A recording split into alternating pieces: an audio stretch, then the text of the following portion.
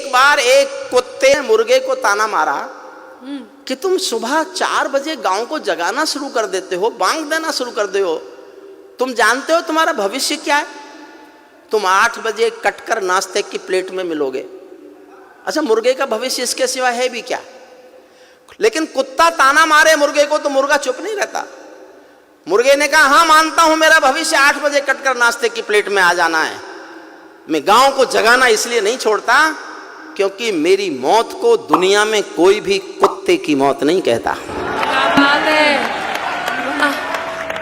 काश्मीर जो खुद सूरज के बेटे की राजधानी थी, डमरू वाले शिव शंकर की जो घाटी कल्याणी थी, काश्मीर जो भूमंडल का स्वर्ग बताया जाता था, जिसकी मिट्टी को दुनिया में अर्घ चढ़ाया जाता था, काश्मीर जो भारत माता की आंखों का तारा था, काश्मीर जो लाल बहादुर को प्राणों से प्यारा था, काश्मीर वो डूब गया था अंधी गहरी खाई में, फूलों की घाटी रोती थी मरघट की तन्हाई में, फूलों की घाटी। सल्यूट करता हूं आप, सल्यूट करता हूं। इतने थके हुए विष्णु सक्सेना के खूब थकाने के बाद भी आप ताली बजाने लायक बच गए।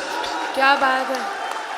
काश्मीर वो डूब गया था अंधी गहरी खाई में, फूलों की घाटी रोती थी मरघट की तन्हाई में, वो अग्नि गंधा मौसम मलबेला था, गंधों के घर बंदूकों का मेला था, मैं भारत की जनता का संबोधन हूँ, आंसू के अधिकारों का उद्बोधन हूँ, इसीलिए दरबारों को दर्पण दिखलाता फिरता था, इसीलिए दरबारों को दर्पण दिखलाता फिरता था, मैं घायल घाटी के दिल की धड़कन गाता फिरता था, मैं घायल घाटी के 29 साल मैंने 1990 में कविता लिखी थी। और आदरणीय कठेरिया जी, आपको जानकर आश्चर्य होगा, इस कविता को मैंने 1990 में जब सबसे पहली बार लिखा तो मेरे पहले श्रोता थे श्रद्धेय अटल बिहारी वाजपेयी और श्रद्धेय लालकृष्ण आडवाणी। दोनों बैठ के रोए थे, दोनों बैठ के रोए थे।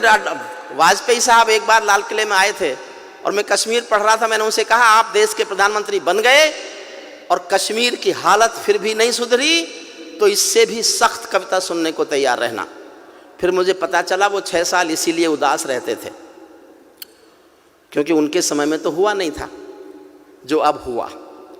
मन से सुनिए, मैं अपना मन पूरा इस कविता के साथ आपसे जोड़ना चाहता हूँ। इसीलिए दरबारों को दर्पण दिखलाता फिरता था, मैं घायल घाटी के दिल की धड़कन गाता फिरता था, हमने नारों में गाया था सब कश्मीर हमारा था, जब जब भी छू कर देखा हिम चोटी में अंगारा था, काश्मीर था जहाँ तमंचे थे केसर की क्यारी में, काश्मीर था जहाँ तमंचे थे केसर की क्यारी में, काश्मीर था जहाँ रुदन था बच्चों की किलकारी में, काश्मीर था जहाँ तिरंगे झंडे फाड़े जाते थे, 47 के बंटवारे के घाव उघाड़े जाते थे, काश्मीर था जहां हौसलों के दिल तोड़े जाते थे, खुदगर्जी में जेलों से हत्यारे छोड़े जाते थे, खुदगर्जी में जेलों से हत्यारे छोड़े जाते थे, अपहरणों की रोज कहानी होती थी, धरती मैया पानी पानी होती थी, झेलम की लहरें भी आंसू लगती थी, गजलों की बहरें भी आंसू लगती थी, मैं आंखों के पानी को ललकार बनाता फिरता था, मैं आंखों के पानी को ललकार बनाता फिरता था, मैं घायल घाटी के दिल की धड़कन गाता फिरता था,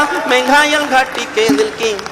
काश्मीर था जहां गर्द में चंदा सूरज तारे थे, झरनों का पानी रक्तिम था झीलों में अंगारे थे, काश्मीर था जहां फिजाएं घायल दिखती रहती थी, गर्म हवाएं घाटी का राशि फल लिखती रहती थी, काश्मीर था जहां दरिंदों की मनमानी चलती थी, घर घर में एक 56 की दर्द कहानी चलती थी, काश्मीर था जहां हमारा राष्ट्रगान शर्मिंदा था, समर्थन करना जी भर के करना, काश्मीर था जहां हमारा राष्ट्रगान शर्मिंदा था, भारत माँ को गाली देकर भी खलनायक जिंदा था, भारत माँ को गाली देकर भी खलनायक जिंदा था, काश्मीर था जहां देश का सिर झुकाया जाता था। और जिस दिन ये घटना घटी मैंने उस दिन पंक्ति लिखी थी, समझ जाओ किसी को पिछली याद हो तो समर्थन करना। काश्मीर था जहां देश का मान गिराया जाता था, मस्जिद में गद्दारों को खाना भिजवाया जाता था, गूंगा बहरापन ओढ़े सिंह, गूंगा बहरापन ओढ़े सिंहासन था, गूंगा बहरापन ओढ़े सिंहासन था, लूले लंगड़े संकल्पों का भाषण था, फूलों की घाटी लाशों की मंडी थी, फूलों की घाटी लाशों की मंडी था, अनुशासन का पूरा दौर शिखंडी था, अनुशासन का पूरा दौर शिखंडी था, मैं इसको ही कायरता की लाश उठाता फिरता था, मैं घायल घाटी के दिल की धड़कन गाता फिरता था, मैं घायल घाटी के दिल की। हमको दो आंसू नहीं आते थे अनहोनी घटना पर। 89 में 4.5 लाख कश्मीरी पंडित कश्मीर से मारपीट कर निकाले गए, उनकी बेटियों के साथ बलात्कार किए गए, संपत्ति छीनी गई, घरों में आग लगाए गए। अपने दिल पर हाथ रखकर सोचना, क्या दुनिया के इतिहास में इससे बड़ी कोई मॉब लिंचिंग हुई है क्या? आज किसी की गलती से एक हत्या पर देश में शोर मचा देते हैं, ये मॉब लिंचिंग है, होनी नहीं चाहिए। मैं समर्थन नहीं करता उसका, लेकिन 4.5 लाख लोगों का घर से बाहर निकाल देना अगर मॉब लिंचिंग नहीं थी तो हिंदुस्तान में कोई मॉब लिंचिंग होती नहीं। हमको दो आंसू नहीं आते थे, मेरा साथ देना, मैं इतिहास खोल रहा हूं। हमको दो आंसू नहीं आते थे अनहोनी घटना पर, थोड़ी सी चर्चा होती थी बहुत बड़ी दुर्घटना पर। राजमहल को शर्म नहीं थी, घायल होती छाती पर। भारत मुर्दाबाद लिखा था श्रीनगर की छाती पर। मन करता था फूल चढ़ा दूं लोकतंत्र की अर्थी पर। भारत के बेटे निर्वासित हो गए अपनी धरती पर। भारत के बेटे निर्वासित हो गए अपनी धरती पर। वे घाटी से खेल रहे थे गैरों के बलबूतों पर, जिनकी नाक टिकी रहती थी पाकिस्तानी जूतों पर। कश्मीर को बंटवारे का धंधा बना रहे थे वे, कश्मीर को बंटवारे का धंधा बना रहे थे वे। जुगनू को बैसाखी देकर चंदा बना रहे थे वे, फिर भी खून सने हाथों को न्योता था दरबारों का। जैसे सूरज की किरणों पर कर्जा हो अंधियारों का, जैसे सूरज की किरणों पर कर्जा हो अंधियारों का। कुर्सी भूखी थी नोटों के थैलों की, कुर्सी भूखी थी नोटों के थैलों की। कुलवंती दासी हो गई रखेलों की। एक नाम लेता हूं कविता में, उसका नाम सुनकर आपके दिल में आदर की, प्यार की, सम्मान की हिलोर उठे तो उस हिलोर को तालियों में बदल देना। कुर्सी भूखी थी नोटों के थैलों की, कुलवंती दासी हो गई रखेलों की। घाटी आंगन हो गई खूनी खेलों की, बहुत जरूरत थी सरदार पटेलों की, बहुत जरूरत थी सरदार पटेलों की। मैं घाटी के आंसू का संतरास मिटाता फिरता था, मैं घायल घाटी के दिल की धड़कन गाता। एक छंद पढ़ रहा हूं साहब। भारत मां को इस समय सोने दो, बड़ी मुश्किलों से इस बहादुर सरकार की कोशिशों के बाद भारत मां सुकून से सोने की हालत में आ गई। वाह वाह वाह वाह वाह, बहुत बढ़िया। मैं एक छंद पढ़ रहा हूं।